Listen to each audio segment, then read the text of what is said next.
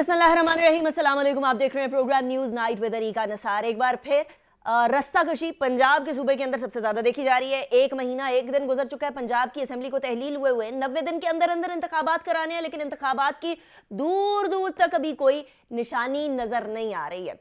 सूरत हाल ये है कि गवर्नर हाउस के अंदर मुशावरती इजलास हुआ ईसीपी का, और जिस तरीके से चीफ इलेक्शन कमिश्नर ने कहा था उसके अंदर क्या हुआ ज़रा वो मैं आपके सामने रखना चाहूँगी। हुआ यूँ कि गवर्नर हाउस पंजाब के अंदर जो अहम इजलास था उसमें सूबे में इलेक्शन की तारीख तय करने के ऊपर बातचीत हुई जो कि नहीं हो सकी। इजलास में पंजाब असम्बली के इंतखाबात के इनकाद से मुतालिक जो है मुख्तलिफ पहलुओं का जायज़ा तो लिया गया, लेकिन जायज़े का कोई मंतकी अंजाम हम लोगों को नज़र नहीं आया। इजलास के शुरका ने लाहौर हाई कोर्ट के फैसले पर वजाहत तलब करने पर इत्तफाक किया और लाहौर हाई कोर्ट से फैसले की तशरीह के लिए रुजू करने का फैसला भी किया गया है। लेकिन दूसरी तरफ मुझे ये बताया गया, मुझे ये पता चला कि जी जब मुलाकात होगी तो उसके बाद ईसीपी फिर अपनी मुशावरत करेगा और उस मुशावरत के बाद भी सारी चीज़ें सामने आएंगी। तो तारीख तो कोई नहीं मिली। हमारे पास तकरीबन कितने दिन रह गए? 90 के अंदर से सिर्फ और सिर्फ अप्रॉक्सीमेटली 59 डेज रह गए, क्योंकि 31 डेज गुजर चुके हैं, लेकिन मामला अभी क्लियर नहीं है। जरा मैं आपको कॉन्स्टिट्यूशन आपके सामने रखना चाहूंगी। कॉन्स्टिट्यूशन का आर्टिकल 218 कहता है इलेक्शन कमीशन ऑफ पाकिस्तान के बारे में कि जब for the purpose of election to the both houses of Majlis Shura, provincial assemblies और for election to such other public offices as may be specified by the law, a permanent election commission shall be constituted in accordance to the article, जो कि already constituted है। और commissioner जो होंगे वो chairman of the commission होंगे, 4 members होंगे, ये सारी की सारी। और it shall be the duty of election commission to organize, conduct the elections and to make such arrangements as are necessary। ये इसकी जिम्मेदारी है जो कि आर्टिकल 218 के अंदर लिखी गई है। अच्छा, फिर कहा गया है कि जी आर्टिकल 220 के अंदर के एग्जीक्यूटिव इलेक्शन कमीशन को इंतखाबात कराने में मदद करेगा।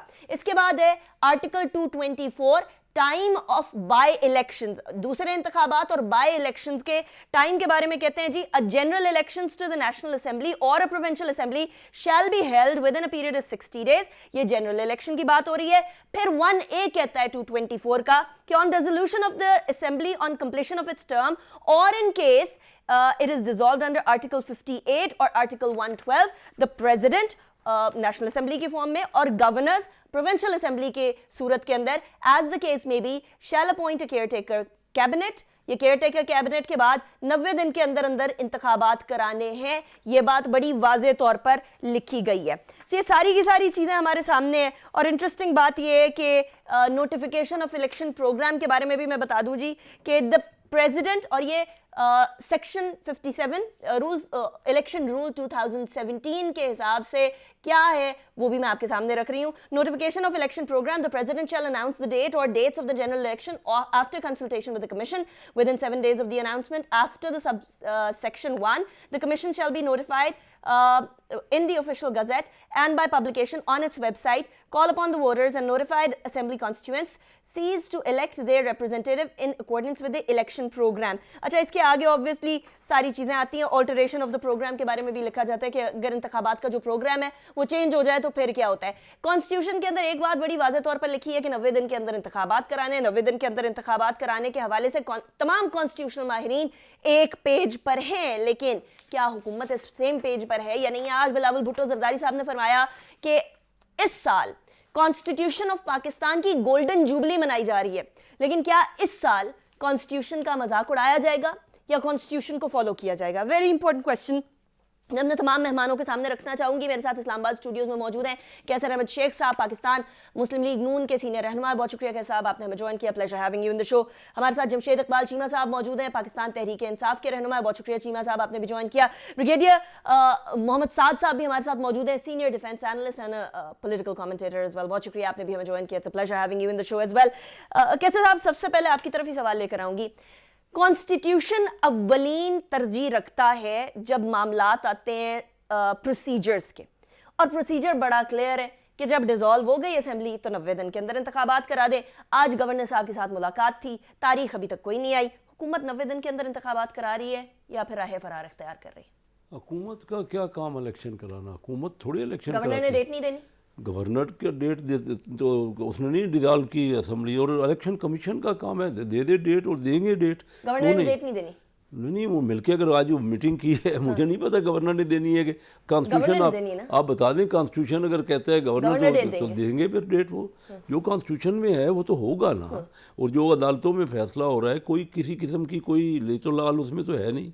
अगर इलेक्शन 90 दिन में, I am sorry I am cutting you short over here, हमारे यहाँ बड़ा आसान तरीका हो गया है हर पार्टी के लिए, चाहे वो पीटीआई हो, चाहे वो पीएमएलएन हो, चाहे वो पीपल्स पार्टी हो, कि आप अदालत के अंदर चले जाएं, कॉन्स्टिट्यूशन है ठीक है, उसकी इंटरप्रिटेशन के लिए चले जाएं, कभी उसकी वजाहत के लिए चले जाएं, कभी उसके अंदर जो मामलात हैं उसको किसी और आर्टिकल को गुजार के उसको चेंज करने की कोशिश के लिए चले जाएं, हर चीज अदालत की तरफ जा रही है। क्या ये तरीकाकार ठीक है? ये जो मजलिस शूरा इस कॉन्स्टिट्यूशन के अंदर क्लियर कर दी गई है, जो कि अवामी नुमाइंदे हैं, क्या वो इस काबिल नहीं है कि वो डिसीजन ले सके अपना? ये तो साबित हो गया ना कि हम नहीं बैठ के पा रहे ना, हम तो बार बार कह रहे हैं। आप दुरुस्त कहा आपने, करना तो ये चाहिए था कि अवामी नुमाइंदों को बड़ी क्लियर बात आ गई ना कि इतने अरसे से 5 साल हो गए हम इनको कह रहे हैं कि इकानमी आपकी गिर रही है, आइए बैठिए हमारे साथ मशवरा कर लीजिए। जब हम अपोजिशन में से उस वक्त से कह रहे हैं, आपके सामने है। और फिर कोविड आ गया, उसमें कोई नहीं बैठा। फिर इंडिया का हमला हो गया, वहाँ उन्होंने भेजी एयरफोर्स, और तब कोई नहीं बैठा। अब ये पेशावर का जो इतना बड़ा सानिया हो गया, अब कोई नहीं बैठ रहा। तो नहीं बैठ रहे ना हम, ये तो इसमें सवाल है नहीं, वो तो क्लियर है। पूछने फेलियर हमारा है, पार्लियामेंट का पार्लियामेंट पूरे निज़ाम का फेलियर है। अगर हम नहीं, के बीच में क्या होता था हमारे यहाँ के इस्टेब्लिशमेंट ना, वो आपने देखा होगा जितने भी टर्माइल आए, मेल-मिलाप हो जाता था। इस्टेब्लिशमेंट कोशिश करती थी कि इनका, अब इस्टेब्लिशमेंट को भी इतनी बातें की गई, उनको भी कहा गया कि उन्होंने कहा जी हम तो बिल्कुल अब है नहीं पॉलिटिक्स में, ठीक है। और टावरिंग पर्सनैलिटीज बात थी, जैसे नवाबजादा नसरुल्लाह थे, वो बिठा देते थे। अब ना कोई टावर किसी को मानता है। सारे देखिए ना, इमरान खान साहब कहते हैं कि पार्लियामेंट जो है वो नकली है। वो कहते हैं जी कि सुप्रीम कोर्ट 12 बजे खुलती है इसलिए गलत है। अमेरिका क्योंकि रिजीम चेंज करता है इसलिए गलत है। इंडिया मोदी उनके वजीर आज़म टेलीफोन नहीं उठाते इसलिए गलत है। उसके अलावा इलेक्शन कमीशन वो गलत है। जब किसी को मानना है, अच्छा जो इलेक्शन होंगे, जो भी हुए, अभी कराची में इलेक्शन हुए, आपके सामने इलेक्शन हुए, इलेक्शन आप बहुत जोर दे हो, बिल्कुल होने चाहिए। नहीं, लेकिन होंगे या नहीं होंगे, मुझे तो ये सवाल कर रहे हैं। होंगे क्यों नहीं होंगे? इलेक्शन के बाद इलेक्शन गारंटीड। मैं गारंटी क्या, मेरा क्या इलेक्शन का मैंने कराने तो मैं करा दूंगा। इलेक्शन कमीशन तो आपकी डेट का इंतजार कर रहा है ना कि आप लोग डेट देंगे तो नहीं तो डेट, गवर्नर आपके क्यों इलेक्शन गवर्नर का डेट नहीं फर्ज करो फिर मसलन क्या इलेक्शन कमीशन डेट नहीं दे सकता? दे सकता है, उसका काम है। इलेक्शन कमीशन एक न्यूट्रल इदारा है, पूरे का पूरा इदारा है, उसका काम है इलेक्शन कराना। क्योंकि खान साहब नहीं मानते। नहीं, खान साहब तो किसको मानते हैं? खान साहब अपने अलावा किसी को मानते हैं? अच्छा, ये इंपॉर्टेंट क्वेश्चन है। किसी को माने वो बता दे नाम, मुझे एक नाम चाहिए जिसको खान साहब मानते, जिसको मानते थे अपनी जो उनके खिलाफ कोई जरा बात आ जाएगी अदालत कोई दे देगी, वो अदालत को नहीं मानते। वो किसको मानते हैं? अमेरिका को भी तो रिजीम चेंज था, अब वो general Bajwa regime, general Bajwa की बात कर ही दी और आपने कहा जिनको मानते थे उनको भी नहीं मानते। ब्रिगेडियर साहब, आप बाजवा साहब की बार बार बात कर रहे हैं, खान साहब की नहीं। वो तो अमेरिका नहीं था, बेसिकली वो बाजवा साहब ने जाके अमेरिका को गलत इन्फॉर्मेशन फीड की और उसके बाद सारी चीज़ें गड़बड़ हो गई। आज मरीम नवाज साहिबा ने भी कहा है कि उस टाइम पर आप जो हैं वो तारीफ़ें करते नहीं थकते थे, और अब आप कह रहे हैं कि सारी पावर बाजवा साहब के पास थी, आपके पास कोई पावर नहीं थी। हर बार, एवरी सिंगल टाइम, जिस जमात को भी इस्टेब्लिशमेंट सपोर्ट करे, मामला उल्टा ही पड़ता है। क्या वो ए पॉलिटिकल वाला, न्यूट्रलिटी वाला वो सबक सीखा है या नहीं सीखा है अभी तक? देखिए, पाकिस्तान के जो ज्यादातर मसाइल हैं वो जो फौज की तरफ से या सिक्योरिटी एस्टेब्लिशमेंट की तरफ से मुदाखलत होती रही है, पॉलिटिकल इंजीनियरिंग होती रही है।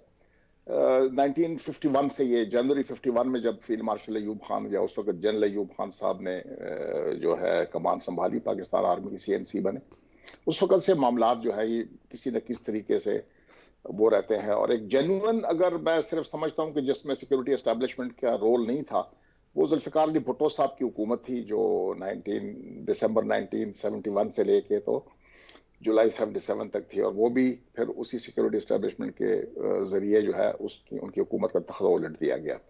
लेकिन बात यह है कि इसमें मसला पॉलिटिशियंस का भी है, ये ताली एक हाथ से नहीं बजती है।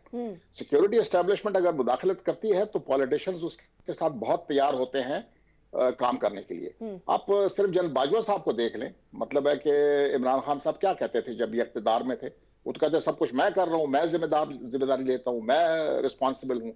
बाद में जब वो इख्तिदार से हट गए तो कुछ और कह रहे हैं। यही इमरान खान साहब जो है ये फौजी मुदाखलत से जो है ये वजीर आजम बने।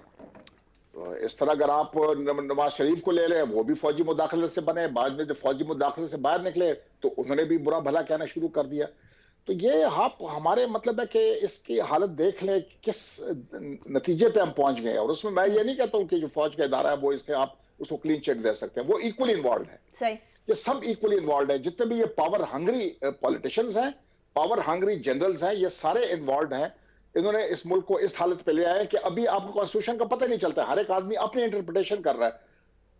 राइट। आप इसकी हालत ये देख रहे हैं, बर्तानिया में कॉन्स्टिट्यूशन अनरिटन है, bulk of the constitution is unwritten. आपने कभी वहां पर देखा है कि कोई वजीर आजम कहता है कि मैं इलेक्शन नहीं करा रहा हूं या 90 दिन में करा रहा हूं, यार लिखे हुए को अपनी तरफ से इंटरप्रेट कर लेते हैं। यहाँ पर लिखा हुआ है, यहाँ पर क्लियर लिखा हुआ है कि 90 डेज में इलेक्शन होगा, और ये आईन की खिलाफ वर्जी है अगर ये इलेक्शन 90 दिन के अंदर नहीं हुआ। और ये मेरे ख्याल में इमरान साहब की जो या पीटीआई की जो डिमांड है ये बिल्कुल जायज है कि आप इलेक्शन करवाएं। और ये कौन सी बात है कि जी प्रोविंस में इलेक्शन नहीं हो सकता है या मुल्क का, इंडिया में आप देख लें किसी सूबे में किस का टाइम पे प्रोविंशियल असेंबली के इलेक्शंस होते हैं, किसी सूबे में किस वक्त होते हैं, नेशनल पार्लियामेंट की किसी और दिन होते हैं।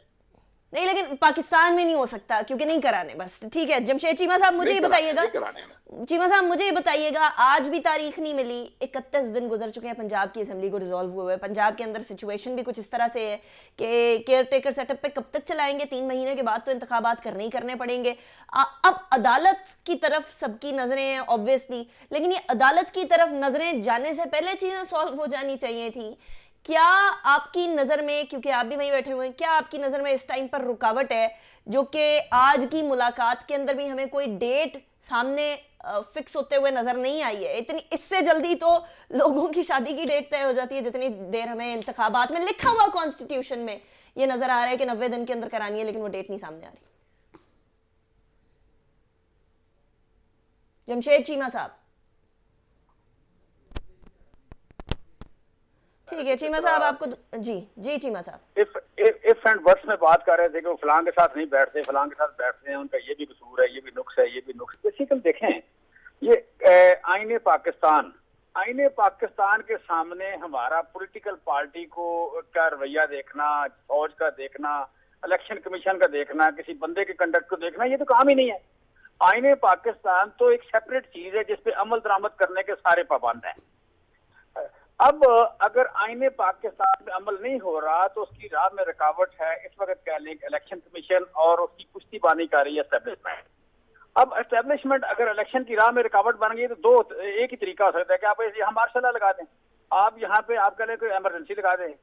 एमरजेंसी भी अगर आपने नहीं लगानी और इलेक्शन भी नहीं होने देना तो फिर बेसिकली आप हर रोज सुबह दोपहर शाम 3 बार आइन का मजाक उड़ाते हैं और एक क्रिमिनल ला के बैठा दिया टोला कि जिन्होंने 9 महीने में पाकिस्तान को तबाह बर्बाद कर दिया। और तबाह बर्बाद जो किया वो कुछ बानी कलामी नहीं बात कर रहे, फिगर्स की बात कर रहे हैं, महंगाई के हवाले से हो, डिफॉल्ट के हवाले से हो, इंडस्ट्री के हवाले से हो। अच्छा एक मिनट मेरी बात कर। अच्छा अब मैं समझता हूँ कि ये इस शर में से, इस इकट्ठे हुए शर से कोई खैर बरामद होगी कि यहाँ अब जिसे कहते हैं नंगे लोग हो गए, फिक्री मुगालते खत्म हो गए, हर बंदे की औकात का पता लग गया, हर बंदे की बुराई और नेकी का पता लग गया, हर अदारे की बुराई और नेकी का पता लग गया। रूट काज क्या है बुराई की, इस मुल्क में गुर्बत की, पीछे रहने की, लॉलेसनेस की, रूल ऑफ लॉ के ना होने की, कानून के मजाक उड़ाने की रूट काज क्या है, ये पता लग गया। बाकी ये 23 करोड़ का मुल्क है, ये कोई 2-4 लाख लोग, 5-7 लाख लोग इसको कंट्रोल नहीं कर सकते। चीमा साहब बात तो आप ठीक कह रहे हैं कि कॉन्स्टिट्यूशन को बड़े आराम से मोम की नाक की तरह इधर उधर मोड़ देते हैं, लेकिन आज ये हुकूमत है, कल जो थे वो आप थे। आर्टिकल 5 को किसने इस्तेमाल किया था? वोट ऑफ नो कॉन्फिडेंस आने के बावजूद भी उस टाइम पर प्रेसिडेंट साहब से असेंबलीज की रेजोल्यूशन की बात करना। आज ऑर्डिनेंस की बात हो रही है, इसहाक डार साहब गए प्रेसिडेंट साहब के पास, ऑर्डिनेंस की फैक्ट्री तब उस टाइम पर पाकिस्तान तहरीक इंसाफ के टाइम पर भी खुली थी। मेरा ये सवाल है कि वन टू ऑल हमारे सारे सियासतदान जब गवर्नमेंट में आते हैं तो कॉन्स्टिट्यूशन को कुछ नहीं समझते हैं, जब ऑपोजिशन में जाते हैं तो कॉन्स्टिट्यूशन की बालादस्ती की बातें हर किसी के मुंह से नजर सुनाई देती हैं, व्हिच इज राइट। ऑपोजिशन वाला मौकफ ठीक होता है, लेकिन हुकूमत तक के सफर के अंदर ये गड़बड़ क्यों हो जाती है? देखिए, इसमें मैं समझता हूँ कि जो इशू है, ऑनेस्टली स्पीकिंग, बड़ी ईमानदारी से मैं बात कर रहा हूँ, मैं पॉइंट स्कोरिंग नहीं कर रहा। यहाँ पे नॉर्मली हिस्ट्री अगर देखें तो ऐसे सियासतदान, हैंड पिक सियासतदान लाए गए, रखा सरवाइव वो किया जो ज्यादा बेईमान थे, रखे वो गए, चुने वो गए, लाए वो गए ज्यादा बेईमान थे, जो लोटा टाइप लोग थे। उनको बताया जाता है कि अब आपने ये करना है, अब आपने ये करना है, वो करते रहते हैं, नौकरों की तरह काम करते रहते हैं। ये आइन और कानून वाले सियासतदानों को यहाँ रहने नहीं दिया गया, उनको डिस्क्वालीफाई किया जाता है, निकाला जाता है, मारा जाता है, कैद किया जाता है, डिस्क्वालीफाई किया जाता है। तो नवाज शरीफ साहब आइन वाले सियासतदान थे, उनको डिस्क्वालीफाई किया गया था। मैं समझता हूँ कि नवाज शरीफ वाले सियासतदान डिफरेंट थे, लेकिन जब उन्होंने थोड़ा बहुत अपने सिविल सुप्रीमेसी की बात की तो उन्हें मारा भी गया, जेल भी किया गया, जलावतन भी की गई, निकाला भी गया। तो जिस बंदे ने भी आइन की बात किया है उसको सजा शुरू हो। और खान साहब तो भी 3 साल तक नौकरी करते रहे, मतलब आप ये भी कहना चाह रहे हैं कि जो भी आता है वो नौकरी करता रहता है? खान साहब ने, देखें, खान साहब जिस वक्त आए थे पॉपुलर सियासतदान थे। खान साहब ने अगर आना होता तो मुशर्रफ के साथ आ जाते, उन्होंने नहीं किया, जिया के साथ आए थे, नहीं किया। लेकिन सवाल यह है कि जब तक कंप्रोमाइज करते रहे वो किसी हद तक सर्वाइव किया। ठीक है, जैसे उन्होंने सिविल सुप्रीमेसी की बात की तो प्रॉब्लम हो गया। मैं समझता हूँ कि अब एस्टैब्लिशमेंट को समझ लेना चाहिए कि सर ये आपका मुल्क नहीं है, 23 करोड़ लोगों का मुल्क है, आप इसमें इतने ही स्टेक होल्डर जितना They understand that, but do you want to understand that? Cheema साहब, मुझे ब्रेक की तरफ जाने दीजिएगा, मैं आपसे ही सवाल का आगाज करूंगी, तब तक आप ऑडियो से वीडियो का सफर भी तय कर लीजिएगा, हम आपको वीडियो पे भी देख सके। लेकिन अभी ब्रेक की तरफ जाने, ब्रेक के बाद वापस आते हैं।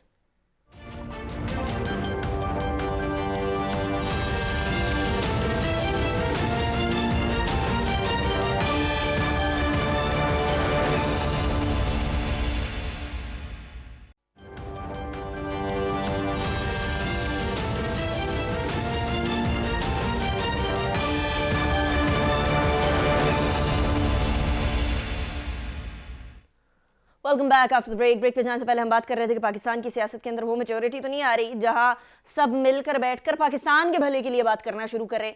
अपने भले के लिए तो हर कोई बात करता है, लेकिन आज मरीम नवाज साहिबा ने इमरान खान साहब को जो इंटरव्यू था, VOA को दिया था उन्होंने इंटरव्यू, उसके बदले में क्या बोला, जरा वो सुनिएगा। वही शख्स है जो जब तक हुकूमत में था कहता था कमर जावेद बाजवा से ज़्यादा कोई जमहूरी चीफ अवामी स्टाफ नहीं गुजरा। कमर जावेद बाजवा साहब ने जितनी मेरी हुकूमत की मदद की है किसी ने नहीं की। और ये वही शख्स है ना जो आज कह रहा है कि कमर जावेद बाजवा ने मेरी हुकूमत को घर भेजा। अच्छा, ये जवाब देने की जरूरत क्यों पड़ी मरीम नवाज साहिबा को? आज की प्रेस कॉन्फ्रेंस के अंदर इमरान खान साहब ने कुछ ऐसी बातें की थी बाजवा साहब के बारे में कि अमेरिका नहीं, ऑब्वियसली बाजवा साहब थे बेसिकली, वो भी जरा सुने क्या कहा था उन्होंने। The problem was that General Bajwa favored some of the biggest crooks in this country and would not, he did not think corruption was this big a problem, and he wanted us to work with them. Work with them meant giving them immunity from the corruption cases. वही शख्स है जो जब तक हुकूमत में था कहता था कमर जावेद बाजवा। सूरत हाल है ये शिकवा जवाब शिकवा आपने सुना है शेख साहब। अब आपके सामने सूरत हाल है जो इमरान खान साहब ने कहा कि उन्होंने आपको इम्यूनिटी दी है। अब मसला ये है, या आप बार बार प्रूव कर रहे हैं चीज़ें। आज भी राना सनाउल्लाह साहब के बारे में जो कलर कहार के अंदर एक प्लॉट के रिश्वत लेने का केस था वो ख़त्म हो गया है। इससे पहले खुर्रम दस्तगीर साहब के स्टेटमेंट सामने आ चुकी है। इसहाक डार साहब को उनके तमाम असासे वापस मिल चुके हैं। मतलब स्लोली एंड ग्रेजुअली केसेस तो क्रम्बल होते हुए नजर आ रहे हैं और दूसरी तरफ दूसरों के ऊपर केसेस बनते हुए नजर आ रहे हैं। शौकत तरीन साहब को देख लें, इमरान खान साहब की कल गिरफ्तारी की खबर सुना दी राना सनाउल्लाह साहब ने कि नेक्स्ट टाइम खान साहब की गिरफ्तारी होगी। तो आप लोग तो प्रूव कर रहे हैं उनकी बात। देखिए, पहले या तो फिर हमें ये तस्वर करना पड़ेगा कि जो अदालती हमारा निज़ाम है वो न्यूट्रल नहीं है। अभी तक तो हम सब मान रहे हैं, हमारे खिलाफ फैसले होते रहे। हमने कभी ये नहीं कहा कि अदालतें जो हैं वो न्यूट्रल नहीं हैं या वो गलत फैसले दे रही है, ये कभी भी नहीं कहा। ये उनका फैसले इम्प्लीमेंट भी हुए। नहीं, लेकिन आज मरीम नवाज साहिबा ने कहा कि जी आज अदालतों के घोड़े के ऊपर सवार होकर जो है खान साहब किसी तरीके से आगे निकलना चाह रहे हैं। वो तो कहा उसने, वो तो जो बात कही उन्होंने कही, लेकिन So, in other words, you're trying to जो prove कि नहीं है अदालतें। नहीं मैं ये जो कुछ अदालतें कह रही हैं उस पर इम्प्लीमेंट हो रहा है ना, अमल हो रहा है। बात करना, कमेंट करना तो चलो हर कोई कर रहा है, लेकिन अभी तक जो कुछ भी अदालतों ने फैसला किया क्या अमल नहीं हुआ? कोई आईनी तौर पे फैसला तो अदालतों ने करना है, आईनी। और जब तक हम साथ नहीं बैठेंगे ना, मैं को अनिका ये तो पॉसिबिलिटी नहीं है शेख अगर साहब। नहीं है तो फिर मुल्क को बचाना बड़ा मुश्किल आप हो रहा है। बैठने को तैयार हैं? हम तो 100%, हम तो आप आने देते उन्हें 5 नेशनल साल से असेंबली में? यही कह रहे हैं इनसे कि आइए बैठिए। जब हम अपोजिशन में थे तो यही इनसे मिन्नतें करते रहे। उसके बाद भी जब ये चले गए, ये तो इंतशार पे फैला। और मैंने तो कई कोई 20 प्रोग्रामों में हर जगह में एक ही बात करो, एक ही हल है। हम सबको पॉलिटिकल लोगों को बैठना पड़ेगा। अगर हम उसके अलावा पाकिस्तान नहीं बचता। मैं आपको ये बड़ा क्लियर कह रहा हूँ। मैंने 12 मई को ये कहा था अपने 25 मिनट की असम्बली की, जब हमारी हुकूमत शुरू में आई। मैंने कहा हमारा मईशत का जो मरीज़ है वो वेंटिलेटर पे है। सही। सारे डॉक्टर, एक डॉक्टर मिफ्ता नहीं बचाएगा। मैंने ये क्या कहा था, सारे डॉक्टर मिल के उस मरीज़ को बचाएं। और आप उस मरीज़ की शादी की तारीखें यानी इलेक्शन की डेटें देना चाह रहे हैं। मरीज़ बचेगा तो उसका आप बचाने आए थे आप लोगों ने, और मजीद हम सब मिल के हम वही जो कुछ हो रहा है, जो इमरान खान साहब तो इंतशार फैला, किसी बात पे तो बैठते नहीं हैं। हमें बताएं ना कि वो पॉलिटिकल बंदे, हम पार्टियां क्या है, हमारा जो मामलात हैं, जिस तरह के हम फैसले कर रहे हैं, हम तो मुल्क को तबाही के दाने में। ये देखिए ना, मैं आपको एक बात सिर्फ ये करना चाहूँ। देखिए 15 साल पहले, 15 साल में सब पार्टियां आई ना, पीपल पार्टी भी आई, नून लीग भी आई, पीटीआई भी आई, कोई बीच में मार्शल लॉ भी नहीं लगे, कुछ नहीं हुआ। क्या पाकिस्तान के लोग 15 साल पहले बेहतर थे या आज बेहतर है? आप खुद फैसला कर लीजिए। इस जमहूरियत में क्या रिजल्ट निकला? अभी 15 साल की आप पिछले पास्ट की बात कर रहे हैं शेख साहब। मुझे तो ये डर है अगले 15 साल के अंदर क्या होना है। जमशेद इकबाल चीमा साहब अभी भी शेख साहब कह रहे हैं, अभी भी मिलकर बैठते हैं। मुझे तो ये बात लग रहा है ये तो नामुमकिनात के अंदर से होने लग गई है, क्योंकि खान साहब ने हुकूमत में होते हुए इनके साथ नहीं बैठे, अब ऑपोजिशन में हैं तो नहीं बैठने को तैयार हैं। ये लोग कहते हैं कि हम बैठने को तैयार हैं, लेकिन पता नहीं है या नहीं है, क्योंकि प्रैक्टिकली जब मामला आता है बैठने का तब तो ये दूर दूर तक कोई सवाल ही पैदा नहीं होता। हमारे यहाँ पिछले 10, 15, 70 के बाद से जितने भी इंतखाबात हैं, और उससे पहले भी इवन सारे निकाल लें, उनके अंदर कितने फ्री और फेयर के नारे लगे। इंतखाबात का रिजल्ट आने के बाद वो भी आपके सामने, इंतखाबात हो जाते हैं, आप लोग भी विन कर जाते हैं या कोई और विन कर जाता है, तब भी इंतखाबात से के बाद नारे तो यही लगेंगे ना कि ये बेसिकली धांधली ज़्यादा इंतखाबात हैं। तो बैठकर एक बार इलेक्टोरल रिफॉर्म्स के बारे में बात कर क्यों नहीं लेते? नॉट इलेक्टोरल रिफॉर्म्स जो पहले हो चुकी हैं, वो जो वाकई में इंश्योर करें कि इंतखाबात साफ शफाफ है। देखें, इसमें मुझे तो बड़ा अफसोस हो रहा है। शेख साहब ने बात अभी की, उन्होंने कहा कि ये जो अदालतों की बात हमने कौन सी नहीं मानी। भाई लेटेस्ट आज नहीं मान रहे। अदालत ने कहा है कि 90 दिन के अंदर इलेक्शन कराएं, तो आप नहीं मान रहे। इसी तरह आप एक एक बात को शुरू करें, किसी भी बात को। उन्होंने कहा जी असम्बली से बाहर आए, इलेक्शन करा देते हैं। उन्होंने कहा जी आप असम्बली में आए, वो आप कह लें कि हमारे बंदों ने जाने की कोशिश की, उन्होंने अपना क्या नाम है रेजिग्नेशन एक्सेप्ट कर लिए। जब रेजिग्नेशन दिए तो वो एक्सेप्ट नहीं किए। बेसिकली मैं समझता हूँ कि बात जब आपकी नीयत ही ख़राब हो, आपने कोई 2 नंबरी करनी है, आपने बात कोई और करनी है, काम और करना है, और बैठें भाई अगर हम ना बैठे तो आप आइन तोड़ देंगे। आप कहते हैं जी हम नालायक हैं, अगर हम नालायक होंगे तो आप आइन तोड़ देंगे, हम लायक होंगे तो आप आइन तोड़ देंगे, हम सो जाएंगे तो आप आइन तोड़ देंगे, हम जाग जाएंगे तो आप आइन तोड़ देंगे, हम खाना खा लेंगे तो आप आइन तोड़ देंगे, हम नहीं खाएंगे तो आप आइन तोड़ देंगे। भाई आइन का क्या तल्लक है इस बात, मतलब आइन का हमारे कंडक्ट से क्या तल्लक, आइन का हमारे बिहेवियर से क्या तल्लक। सो बेसिक जो बात है, जिस बात पे बड़ी शर्मिंदगी वाली बात है कि पार्लियामेंटेरियन 5-5 बार के 10-10 बार के पार्लियामेंटेरियन जब इस तरह की बातें करते हैं तो बड़ा अजीब लगता है। मैं समझता हूँ कि देखें, मुझे बहुत सारे लोग इस वक्त सुन रहे हैं, आपको सुन रहे हैं। मेरा सबसे बड़ा मसला मेरा ये है कि जो लोग मुझे सुन रहे हैं वो उनको ये ना लगे कि मैं 2 नंबर बात कर रहा हूँ, उनको ये ना लगे कि मैं कोई अजीब सी बात कर रहा हूँ, मैं दलील से हट के बात कर रहा हूँ, मैं आइन और कानून से हट के बात कर रहा हूँ। भाई आइन का मेरे कंडक्ट से क्या तल्लक। सही हो गया। सो बेसिक जो बात है कि आपने उस पर चलना है, उस पर आप चलने को तैयार नहीं है, और बाकी जी इकट्ठे बैठ के क्या करना, कि आपने वहां न्याज खानी है कि जब भी इकट्ठे बैठे हैं। कभी चीमा साहब आप लोग इकट्ठे बैठेंगे, बात तो नहीं होगी, लूडो जरूर खेल सकते हैं। लेकिन ब्रिगेडियर साहब आपके लास्ट कमेंट्स, पूरी गुफ्तगू आपने सुनी है, आपके सामने सिचुएशन है, लास्ट कमेंट्स। देखिए, ये जो इस वक्त पोलराइजेशन का जो इस वक्त एक हालात बने हुए हैं, वो मुझे नहीं लगता है कि इसमें कोई पाकिस्तान जो है पॉलिटिकली आगे जा सकता है। ये सारे जितने भी हैं, ये पैदावार एक ही जगह के हैं, एक ही जगह से आए हुए हैं। और जब तक पाकिस्तान में एक जेन्युइन लीडरशिप नहीं आएगी, जो इनके लीडर है वो मैन्युफैक्चर्ड ना हो, वो ब्रिगेड साहब, किसी की अभी मदद कोई से ऐसा नहीं है, इक़्तिदार में नहीं आए, अनमैन्युफैक्चर्ड लीडर नहीं है जो नेचुरली ये सारे मैं किसी को ट्रस्ट नहीं कर सकता हूं जी।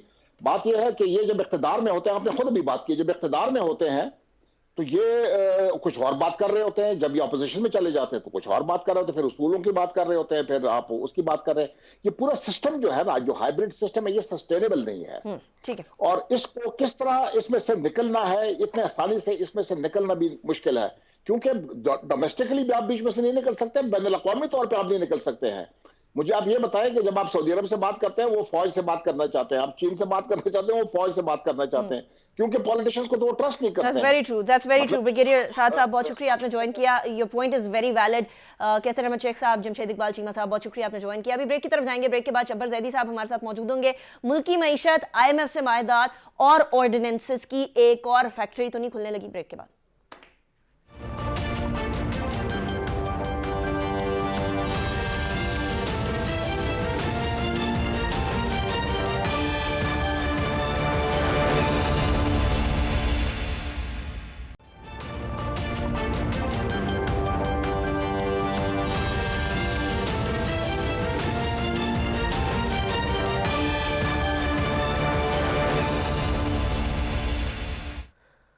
Welcome back. पाकिस्तान की मईशत की सूरत हाल ये है कि फिच ने हमारी जो रेटिंग है डेट वापस करने के हवाले से वो CCC+ से ख़त्म करके गिरा कर CCC- माइनस कर दिया। शब्बर जैदी साहब हमारे साथ मौजूद हैं, फॉर्मर चेयरमैन FBR।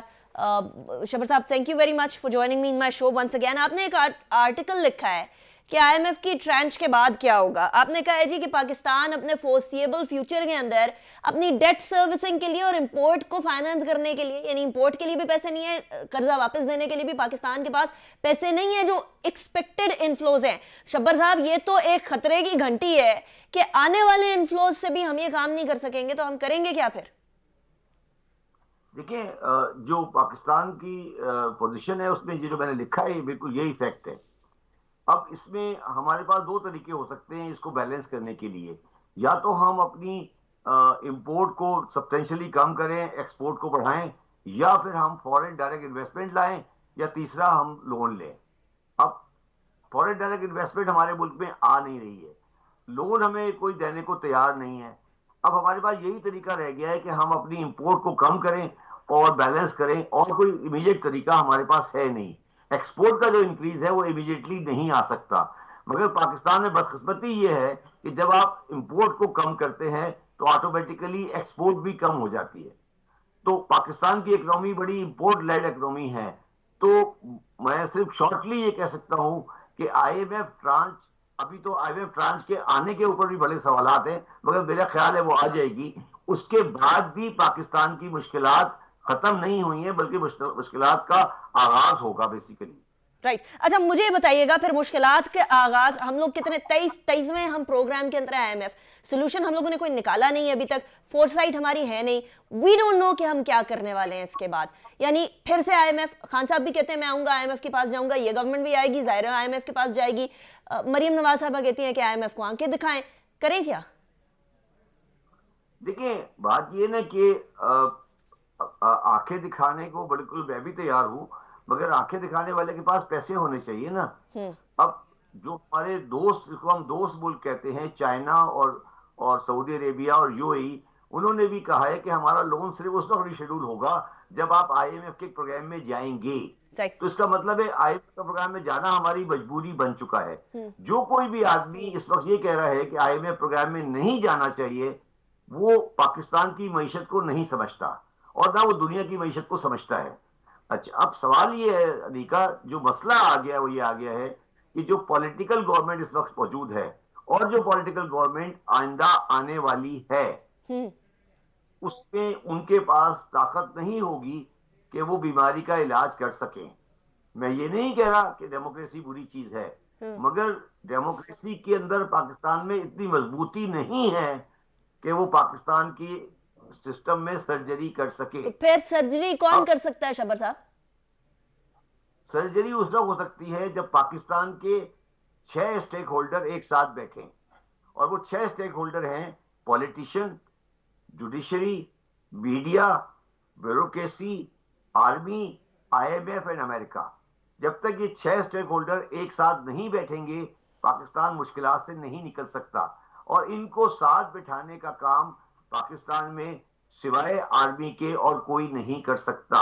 अच्छा। तो ये जो जो जो जो पाकिस्तान में इस वक्त जो पॉलिसी ऑफ न्यूट्रलिज्म आई है, मैं उसको बड़ा पसंद करता हूं, मगर ये न्यूट्रलिज्म इमीडिएटली नहीं आनी चाहिए, ये एक ट्रांजिशन में आनी चाहिए कि पहले आप इन सबको बिठा के एक चीज एग्री कराएं, उसके बाद जरूर न्यूट्रल हो जाएं। मगर आज ये जो छह इदारे हैं, 6 इंस्टीट्यूशंस हैं, ये अलग अलग बोलियां बोल रहे हैं। अगर ये अलग अलग बोलियां बोलते रहे तो पाकिस्तान तबाह हो जाएगा। अब इससे सबसे ज्यादा जिम्मेदारी जो है वो फौज की है कि वो सबसे बड़ा इंस्टीट्यूशन है और वो सबसे ज्यादा पावर रखता है, तो उनको चाहिए कि किसी तरीके से ये 6 इंस्टीट्यूशन को साथ बिठाएं और उनको बिठाने के बाद एक इकोनॉमिक प्लान पे एग्री करें और उस इकोनॉमिक प्लान को आगे 20 साल 25 साल इम्प्लीमेंट करें। अगर आपने ये नहीं किया तो पाकिस्तान का बहुत खराब आशी हालात होंगे। और ये 6, और आपने कहा सबसे ज़्यादा जो at this point in time in 6 stakeholders को बिठाने का किरदार है वो आर्म्ड फोर्सेस का। वेरी कंट्रोवर्शियल स्टेटमेंट पर very important as well. Shabbar Zaidi साहब, thank you very much for joining me in the show. इसी के साथ प्रोग्राम को इख्तिताम की तरफ लेकर चलते हैं। तो बहुत ख्याल रखिएगा। अल्लाह हाफिज़ नासिर।